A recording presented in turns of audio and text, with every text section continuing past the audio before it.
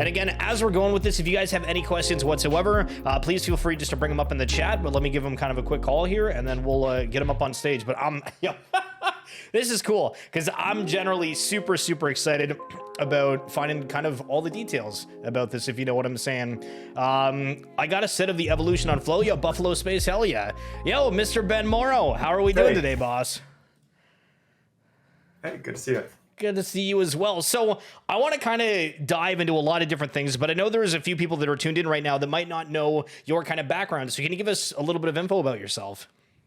Sure. I've been a senior concept designer and art director in the game and film industry for about 15 plus years, working on movies like the Hobbit trilogy, Elysium, Chappie, Amazing Spider-Man 2, Mortal Engines, Valerian, one of the later Predator movies, and worked on a ton of video games, like 3 Call of Duties, Advanced Warfare, Black Ops 3 and Black Ops 4, and most recently finished about 3+ years on Halo Infinite, which just shipped and everyone's really enjoying, which has been amazing to see that get out the door and doing so well.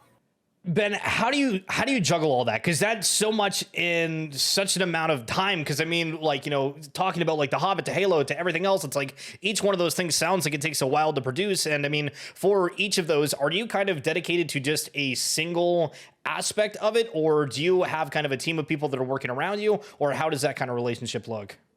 Well, on a lot of the early films, I was working at Weta Workshop in New Zealand. So I moved to New Zealand for about 4 years. And so at Weta, it's almost like a outsourced studio. So they just work on a ton of stuff at the same time. So that kind of got me used to just juggling a lot of stuff and working on multiple things at a time. So when I started, I was on The Hobbit for full time. And then when Neil's projects came in, I'm just such a sci-fi fan that I really wanted to just like, I was obsessed with District 9, to be honest. Like, the reason I went there is like, maybe that's the best chance I'll have to like work on a Neil Blomkamp movie. And so I basically moved my whole life to New Zealand and started working on The Hobbit in the hopes that this cool like sci-fi thing from Neil would come in, and then eventually did. And I was like, I want to do this.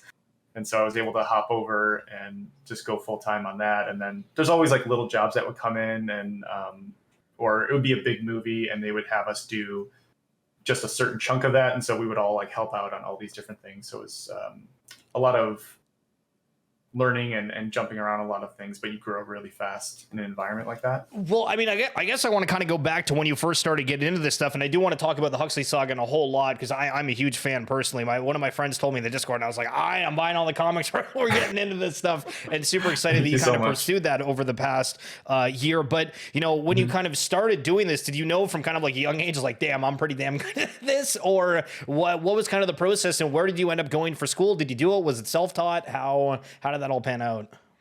To be honest, I didn't really know what I wanted to do when I was younger. And I feel like in relation to like my friends, I feel like I started kind of late, like maybe when I was 18, I really kind of got into art more. And when I was younger, I really just was, I don't know, I just didn't really know what I wanted to do, right? Like most people, I was just played video games. I like to hang out with my friends, and I kind of drew a little bit.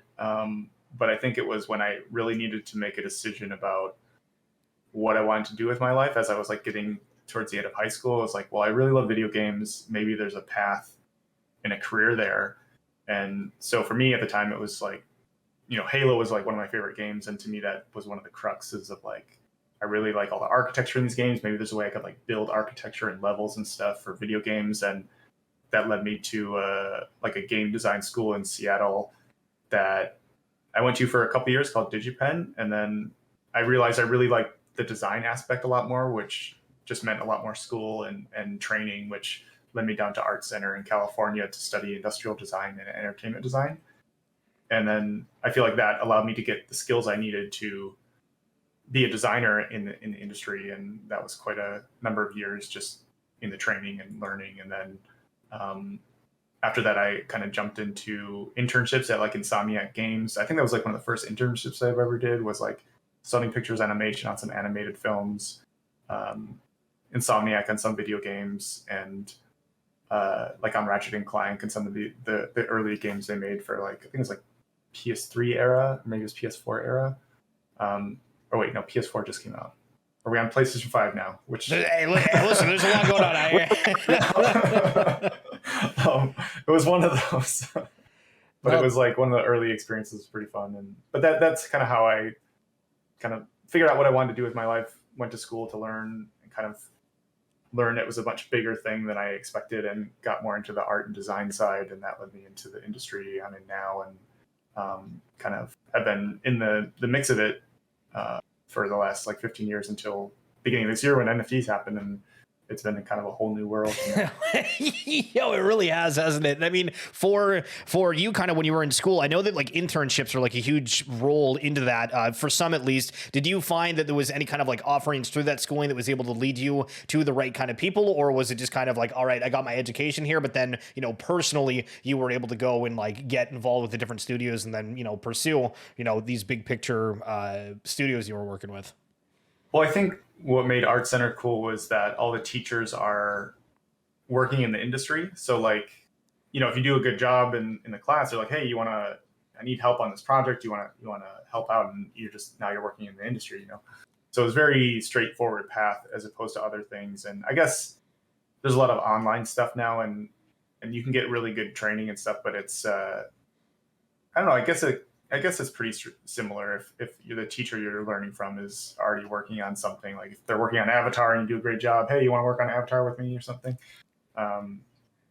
It is pretty much a clear path like that. It's kind of interesting because a lot of the people that I see getting hired, it's like, oh, I remember that person from, my friend's class. And like it's like people who are there and like trying are usually going to do all right because, they're in all these very good artist classes or whatever, and they see them doing a good job, and it's like, hey, I want so and so to work with us because he did an awesome job in the last couple classes he was in with me or something. And Yeah. Okay. Awesome. And I mean, so I'm gonna hang up on two things you said, because number one, huge Call of Duty fan, and number two, absolutely huge Hobbit fan. So I want to kind of just learn a little bit about those before getting into Huxley here. So Sure. When you got approached for Call of Duty and for Hobbit, how did that kind of work? And then is there any kind of specific things you can say, hey, yeah, like I was specifically involved with, this scene, this character, or something that we might be able to recognize? For the Hobbit, I think they just needed a lot of help at the time, and it was like a good opportunity that I was like, hey, I'm available, and I kind of kept checking in with them. It took about a year before they were like, okay, we need some more help.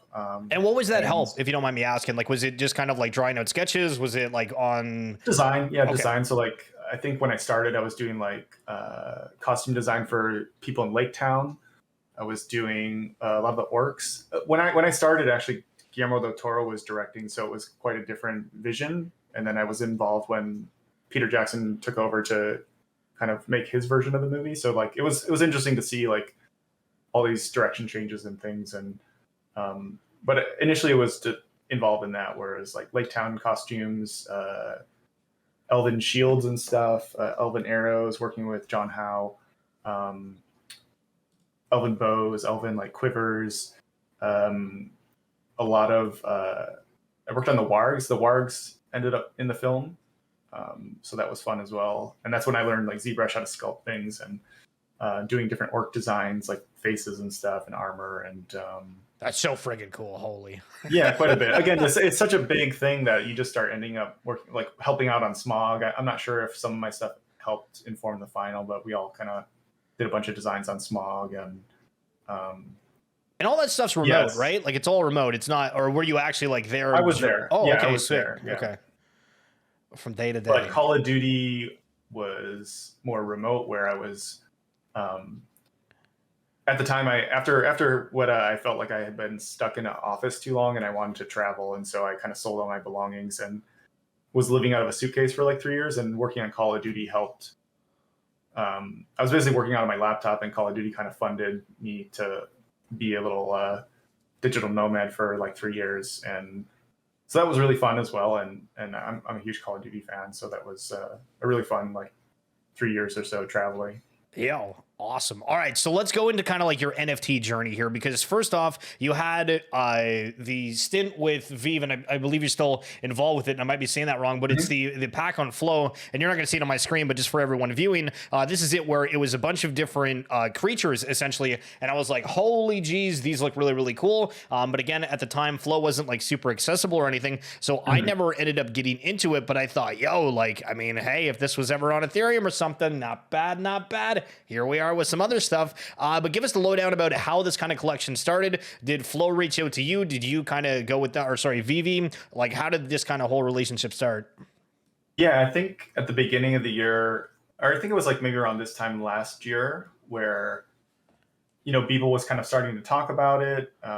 Some of my friends, Victor Mascaro, that I've been following their art for a long time, were talking about NFTs, and I was like, I kind of had vaguely heard them with like CryptoKitties. I remember CryptoKitties, but I didn't know what an NFT was, but I remember CryptoKitties. And so I started to kind of like get into super rare and started to try to experiment and sell some early NFTs. And as I was doing at VV or Vive, or got in touch with me, and they're like, hey, you want to launch some art on our platform? It's on this new chain called Flow that's launching early next year. And I hadn't heard of Flow, and so I did my research and saw that it was Dapper, and NBA Top Shops was already like just exploding with popularity. And I saw that they also make CryptoKitties. I was like, okay, I feel like they know what they're doing, and they're really doing a good job. So whatever they're building is probably going to be a pretty safe bet long term, based on their track record. So I was like, let's try it. Let's see what happens. And so I made up that collection, or put that collection together, and we launched it, and it sold out in a couple minutes. And that really was just like, well, this is something's happening here, and I need to take this seriously, and just make this part of what I do for a living.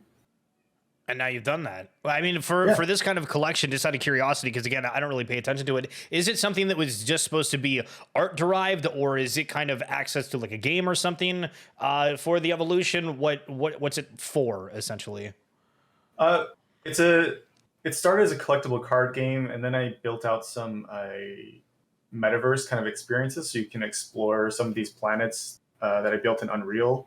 They're kind of isolated right now, but I really want to expand that stuff later on. And I will be supporting and doing some other things as we get into next year with that. And part of what I want to do, like the future of what I'm doing, is kind of Huxley and Evolution will be kind of like my life for the next few years going forward. And I want to find a way to like I rewarded Evolution collectors with some of the Huxley stuff. And once the next Evolution thing happens, I'll be rewarding Huxley collectors with some of that stuff. And I like the idea of this like cross-chain reward system for these two projects. And I'm excited to explore that as we move forward. But yeah, right now it's just more of like a collectible card kind of art, but definitely thinking about other things that could be done with it as I head into 2022. Hell yeah. And guys, I'm just going to throw this link down here in the chat. It's benmaurodesign.com. And I know we've talked about some of the projects that he's worked on, but if you're wanting to go and kind of look, again, Huxley Saga, which is the graphic novel, which we're about to talk to, Call of Duty, Halo Infinite, you guys are probably going to recognize a lot of the stuff. The Hobbit, as we talked about, Predator, it's super, super cool. So encourage you guys to go check that out. But the Huxley comic, Mr. Ben Mauro, I seen this and was like instantly hooked on it. I thought the art really stood out. The fact that it was a comic was interesting to me, because we've seen something within the NFT space where a lot of projects have gone and said, hey, we're going to do a comic after they've launched their initial set. And I mean, not, any disrespect to that, but I mean, for you, I think like your stuff, your art style, everything is specifically designed from square one to be a comic, to be a series, to be everything else. And you say you're like dedicating your life to this. Give us a lowdown. What is the Huxley Saga? Yeah, so it's something that I actually started almost a decade ago. Like it's something that I've been working on for a very long time, and it finally finished and kind of coincided right as all the NFT stuff happened, where originally I was just planning to find a publisher and release it, the traditional Web 2 way, and put it out there in that way. But once all this NFT stuff happened, it was like, what is the coolest way I could release this in Web 3? And I just want to give it a shot, see what happens. And I think the benefit there was like the whole product is already done. And so it's more of an issue of like, how do I release this without overwhelming a market or release too many things at once? But it's basically a post-apocalyptic adventure story that I wrote and illustrated myself. Each comic is probably a year or more of my kind of life and time. And like you said, like most projects launch and like, oh, we'll do all this stuff later. But it's like I kind of spent all that time doing it first before I launched it. And you've expressed that you weren't getting paid for it or anything, and it was just kind of like a passion for you. And I think, like, in the same breath, you just said that, like, when you were doing the Evolution set, you were like, I need to do like NFTs. So was it just a weird kind of perfect situation that you've been working on this comic and now you can do it in NFT form? Or what was kind of your mindset when this was all kind of colliding? Yeah, I think, like you said, like, it's just something I really wanted to do. I think I was still on like Elysium and some of the projects in New Zealand when I was thinking about this and starting to sketch out these characters and come up with a lot of these ideas that started to turn into Huxley. And because production techniques in film it's like an arms race of techniques, which basically means make it as photoreal as possible, which usually ends up meaning less drawing and less feeling like I'm creating actual art. A lot of my day ended up being like photo bashing something to make it as photoreal as possible to what this would look like in the movie, which to me almost felt like I was like cutting out clip art from a magazine and putting it together. I'm like, I don't feel like an artist anymore. Like, I don't know. It's not very satisfying. So for me, it was like almost like a coping mechanism to like, what can I do every day that's for me, that makes me feel like an artist and creates art that I love and I think looks cool. And so a lot of the origin was kind of coming from that place where it's just like, I need something for me that just kind of like calms my artistic soul or something. And so it really started like that, where it's just like, I can work for the man, but at least I have this one thing that's for me that I think is cool and I love. And the amount of time and effort that was put into every page, it's like no one would ever pay me to spend that long on it, because comics are all about like, get it done. We got to get this out. We got to print it. We got to work on the next issue. And so for me, I looked up to a lot of my art heroes like Mobius and Juan Gimenez and some of these other like heavy metal kind of artists that you just look at the pages that they created and you're just like, man, like that must have taken them a month or 2 months. It's all like acrylic or something, but it's just so detailed and it's just like, this is incredible and this is going to be incredible forever. And like, I thought that was just like an amazing benchmark to try to hit for myself just as an artist. And once I started it, I realized how long and how hard it is. It was just an incredible amount of work. But once I started, I was like, well, I got to finish it now. And yeah, like I said, I just didn't make any money on it for 7+ years. I had no real plan to like make that money. I went kind of bankrupt once or twice and ended up having to take different jobs. And that's what led me into some of these other projects just to like keep the lights on and fund all this stuff. And once I went to work on Halo, that was a little more steady and helped like stabilize a kind of more efficient routine where I could, work all day and then work all night and weekends on my stuff and keep going at a decent kind of output to get pages done. It sounds taxing, to be honest. It sounds like it's a lot of work, but I mean, yeah. I think where you are now, you got to be happy with it. I mean, the first edition sold out here, and just bringing back up how it's kind of looking for everyone that's watching right now. So there's 6 different issues in here. Each one of them, at least right now, not 100% sure, but the first 2 were an edition size out of 10,000. Ben, are the other ones going to be out of 10,000 too? I think we're playing it by ear and seeing what makes the most sense and seeing what people want. We have burn mechanisms, so like I think issue 1 is down to like 7,000 or 8,000 issues now.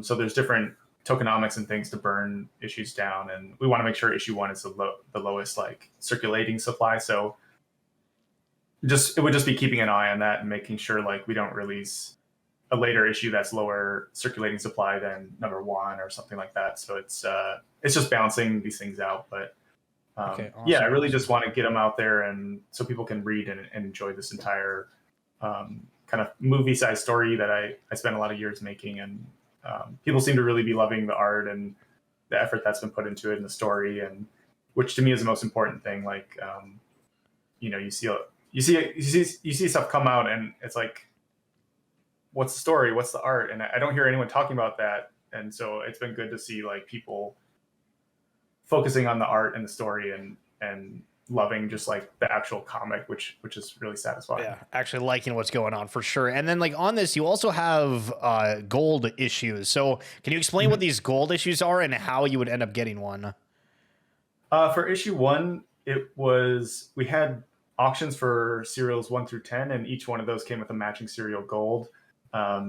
And then there was 90 other ones that were airdropped to anyone holding issue one. So we're kind of doing the same thing for issue two. So anyone holding issue two has a chance to get an airdrop of a gold one once we stop the minting and close off issue two.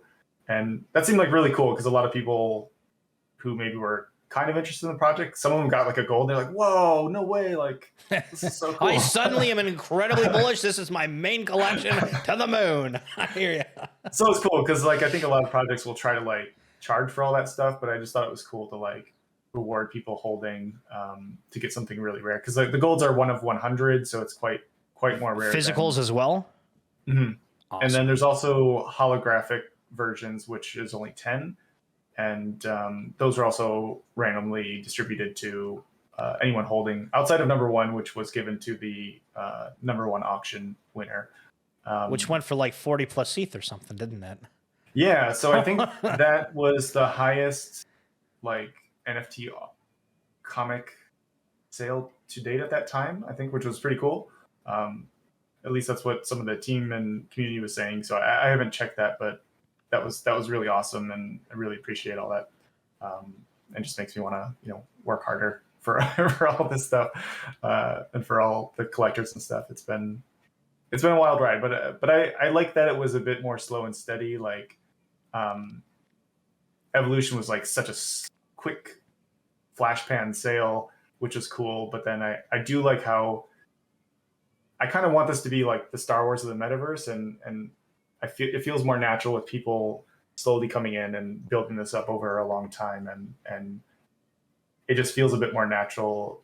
It's a bit more Web 2, but it feels more natural and organic to building a community that's going to stick around and not so much of just like people coming in for like a pump and dump and then leaving, and then there isn't really a whole community or people there engaged. And so it's been really cool to see this growing over time. Yeah, no, it's sweet. It's cool. And I mean, I just found out about this the other day and I'm like over the moon about it. Now we had a question in the chat about from Law Dog saying, curious on potential future benefit of holding one of each issue. And so with that, guys, I'm going to bring up this chart here. Shout out to Q Dog for showing me it. And this is kind of the breakdown about how it looks. And I'm assuming, Ben, that you've seen it where it's the drawing of the 5 different comics with 2 of them X'd out, which is the Genesis token. And then with another pointer down to the robot avatar, question mark. And then also kind of the run through where, you can collect the physical copies of each. And if you have a full set, there's the special reward for the full set. And if you happen to not burn and it's a full pure set, then there's also a special reward for that. So can you kind of break down what this kind of like long roadmap benefiting and all kind of like the intricacies of it is?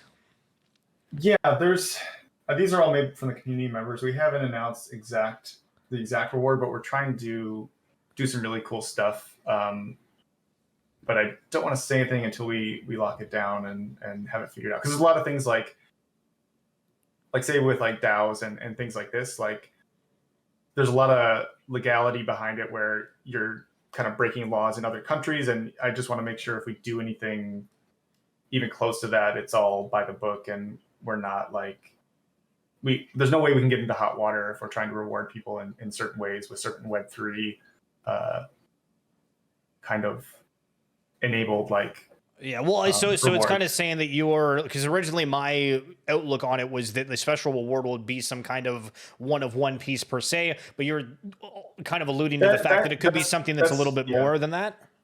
We're thinking about a number of things. So it's a lot of it's just like researching and doing our due diligence of what is possible and what makes the most sense. And there's also a lot of other things we're doing in the game and film sectors that it's like there's a lot of interesting ways that that could cross over as well. And again, we're just exploring a lot of different options, and we just don't want to like. I think there's a number of cool things that could be overlapped in a very interesting way that I think would be exciting for a lot of people.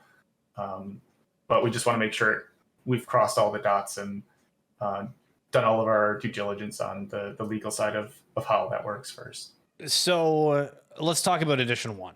Because edition one, when flying, you're saying, hey, this is going to have utility like forever. This is going to be kind of the main cup of tea that you're looking at. Can you allude to anything of what that means? Is it just means for the future, there's going to be the ability to do the avatar drops? Because I've also seen that to get the human avatars, which are next to the robot, and guys, I'll bring it up on stream a second here about what those robots look like, where, you know, you need to burn one of them to be able to get it. So obviously that's one and could be used again and again for some of the other ones. But is there anything else besides those avatars that you're kind of have in the back of your mind that you're able to share?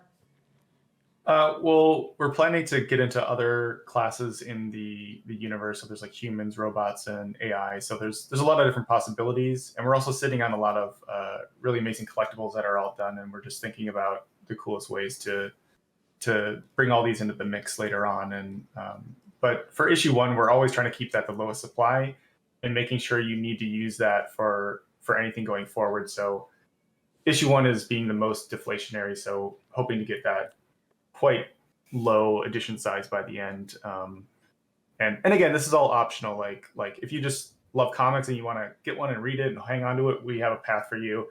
If you really love avatars and this is the issues are like almost like a currency or tool that you can use to get avatars within the ecosystem, and it's just kind of giving an option for all the different types of collectors and choose your own adventure, if you will. Yeah, just basically just making all these different paths for different people's preferences and tastes. And again, it's completely optional if you want to do that or not. But I think all the stuff I made for the robots is looking really cool, and I think people are going to be pretty excited. I'm jacked, bro. I got 3 of them. I kept buying them and buying them. I'm like, I'm totally out of ETH, and now I'm like, I want more leaks. So are you guys going to be able to do any more leaks? What am I able to redeem for the robot? Am I an idiot for redeeming the robot, and I should wait for some of these other ones? Is it even possible to use the Genesis tokens for all of them? Is it just dedicated for the robot? So the Genesis token made with issue one, you can basically use on anything. The plan for the later ones is like you can't. Well, I guess by then the robots will be gone, but it's just for like whatever comes next. So issue ones will be like kind of you can use on anything is the idea. Yeah. Here, sorry, I just got some people in the chat asking what this collection is and everything, guys. I'll put the Huxley Saga Twitter handle down here in the chat, and then if you guys want to check out that, and if you have any questions or stuff afterwards, feel free. And again, there's a lot of people in my Discord that are specifically in it, so if you want to join the Discord, it's just there. When more leaks? Because I'm dying here. Let me bring up the page, because if you guys are in the Huxley server, and I'm going to throw this one in the chat as well here. You have like a section where you gamified the game, and I don't know how the hell you did it, but it's quite impressive, where you kind of broke down, was like, hey, okay, so you have the robot avatar, but it's multiple different variants of that one itself. So how did that kind of come about? And guys, I'm going to go through them as he's talking on this one, and so just kind of pay attention. So the idea with that was, typically a comic, a serialization of a comic or kind of anything is people value the low serials, right? So usually it's like 1 through 100, and then people kind of care a little bit after that, or they have some special number. But then I think the general collector sentiment is like, oh, well, anything after that is like, you just kind of have one and kind of not a big deal unless it's like 888 or 88888 or some special combination of numbers. And so what I thought would be really cool is taking those serial brackets and allowing there to be a theme within those different brackets of numbers. So in a way, making every serial in the collection have value. Whereas if someone really likes Wasteland or something, they're going to go and hunt in 7,000 to 8,000, which typically would people maybe wouldn't care about as much. But now it has a lot of value because I really want this type of robot. And so I thought that was a really interesting way to like provide value to every kind of serial bracket where there typically wasn't value. And so people seem to really enjoy that, and I thought that was a really interesting way to do things. And I don't think I had seen that done anywhere, and so I think that was just a really interesting way to try to like just provide value to everyone holding any serial of an issue. The probably nothing. Thoughts. Give me the lowdown here. Is this actually meaning something, or are you just kind of doing like a fun play on words here? Just a fun play on words, yeah. It's more like a very mixed bag of a lot of different things. So like, I guess like in comparison, there's, you know, like you have like the galactic, the paint, the abstract, but this is like just all over the place. Yeah, it could be quite diverse compared to something that's more themed. Like these are all feeling like they're maybe in the comic universe with like Wasteland, or maybe in the future of the comic universe. Probably nothing could just be quite a big range of different things. That hopefully doesn't jump the shark too much, but no, listen, I bought one of the probably nothings because I'm like, I want to I want to get one of these to find out, but now I gotta. So sorry, I think you mentioned ago, but I was flipping through some of the stuff. When it comes to the Genesis tokens, you're gonna be able to use them for like any of the different types of avatars you're doing. Is that correct? Yeah, so anything that comes up later, and also we have these like really amazing collectibles of the characters in the comic that we're going to try to find a way to bring into the mix somehow. But yeah, the token can be used for like any of these special things that we bring into the mix. Love it, love it. And so there was another question in here from Law Dog about the Wilder World partnership, and I mean, also it sounds like you guys are doing kind of your own game. So can you talk about those two things?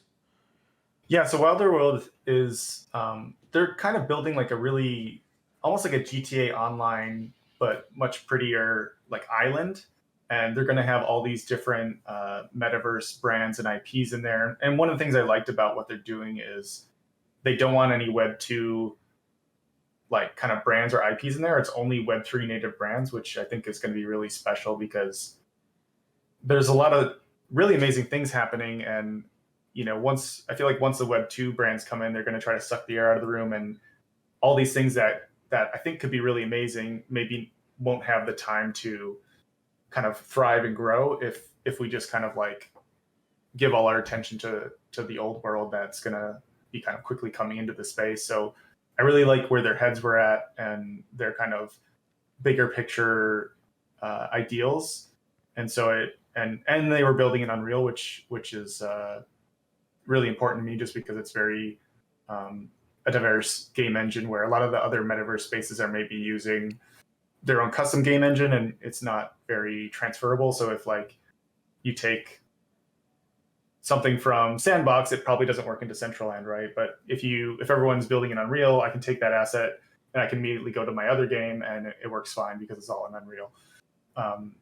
So I really like the interoperability of what Unreal will be bringing to metaverse spaces. And I think they just have all their cards in order, I think, for where I see things probably going. And so we'll be building a sector within their big city called Wyoming that's kind of themed around Huxley. And I kind of view it more like going to like Disneyland, and you can go to the Star Wars area and you just walk in and you are like in Star Wars. And that's the kind of experience I want to have there.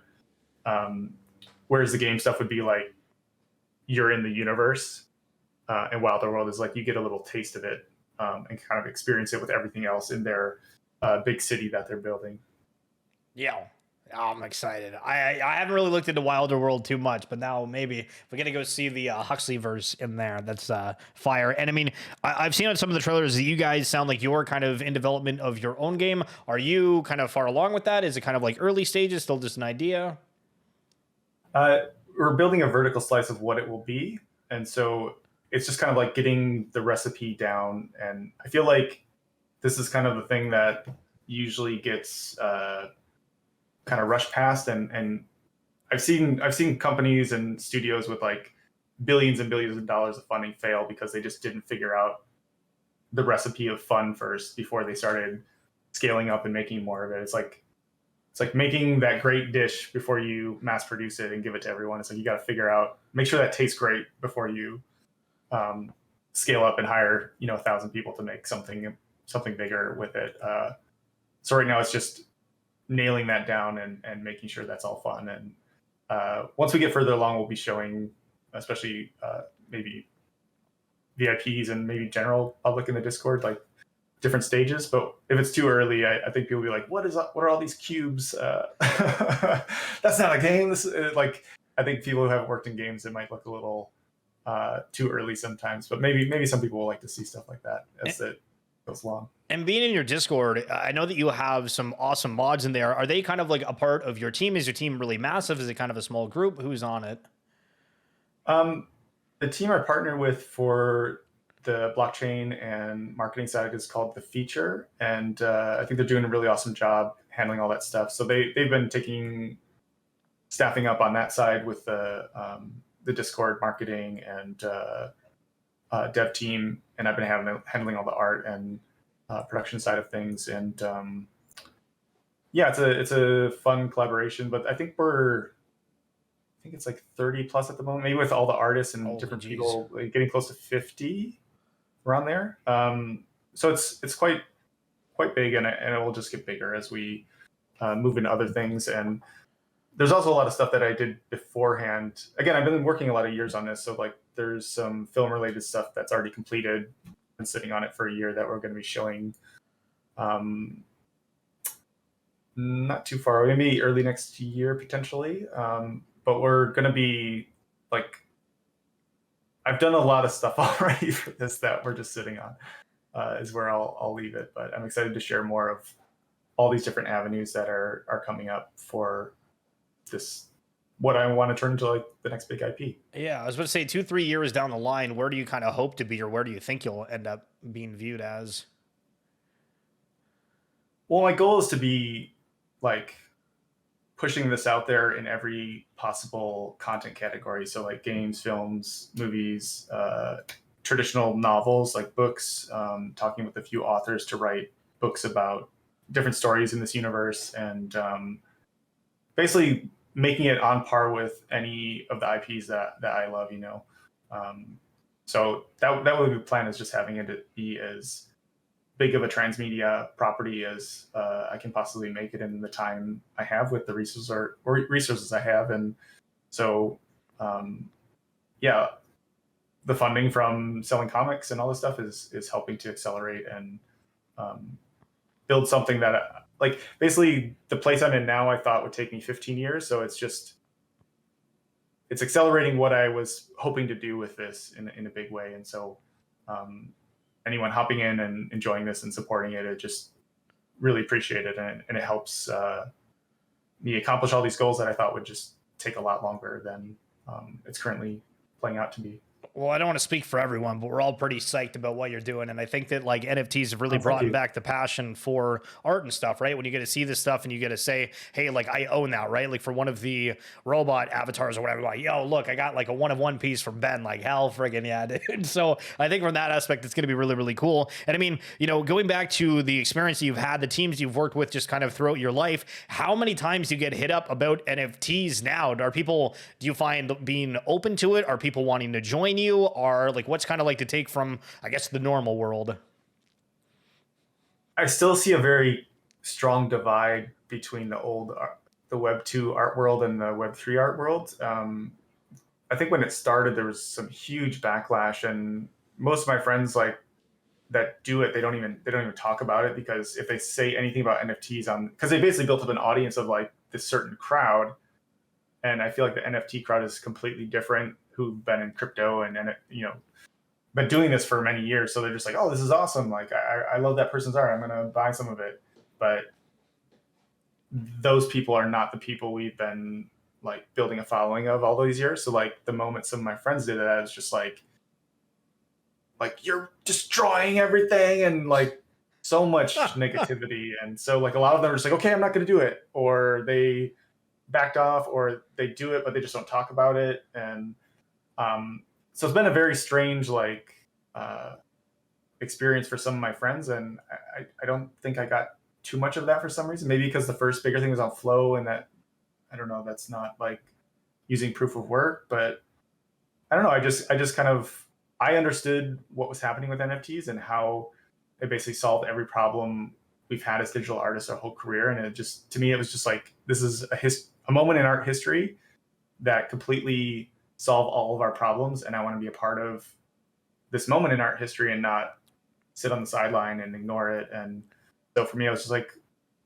I just kind of ignored all that and was just like, well, I'm just going to go make some more art and start working on my next thing and really not really worry about it. Cause it's like you either get it or you don't. And I just would rather focus on creating amazing things than getting caught up in fighting drama or whatever. What was your first NFT? I think it was one of my first super rare images. So probably whatever the first post on super rare. Ooh, okay. So you started on NFT. super rare. Mm-hmm. Yeah. Interesting. So that was probably the first ever NFT I did. I forget which one it is, but it's one of my science fiction like cyborg character kind of portraits. Yeah, that was really cool. And it was kind of the same thing. Like it was it wasn't an immediate like overnight success or something. Like I think I posted one, no one bought anything, and I was just like, oh, whatever, man, I'm just gonna keep trying. And I think I ended up posting like 3 or 4, like maybe 1 or 2, like one at the beginning of the week and one at the end of the week. And it just kind of sat there, and I was like, maybe this isn't for me, or people don't really care. And I think once I had like 4 or 5, then they just all sold out. And I was like, okay, people finally maybe found my work, or it just took a little time to build up that I was doing this. And then after that, it kind of was kind of snowballed, I guess. And I was just like, okay, let's keep trying this. Let's see where this goes. I have no expectations of where this might take me, but let's try, Yeah. And I love that you did that. Now you're here. It's all about getting up and going to do stuff. Ben, I want to thank you so much for taking the time to do all this, but I want to kind of give you one last moment, I guess, to kind of sell your story in a way for the Huxley Saga. For anyone that's on the fence thinking about getting in, you do have the second edition of the comic out right now. What's the reason somebody should pick that up, or maybe even edition 1? It's part of a giant universe I'm building, and I see this as like the opportunity to get maybe like early comics of Star Wars before they made the movie and before that thing blew up. So there's value from that standpoint, I think.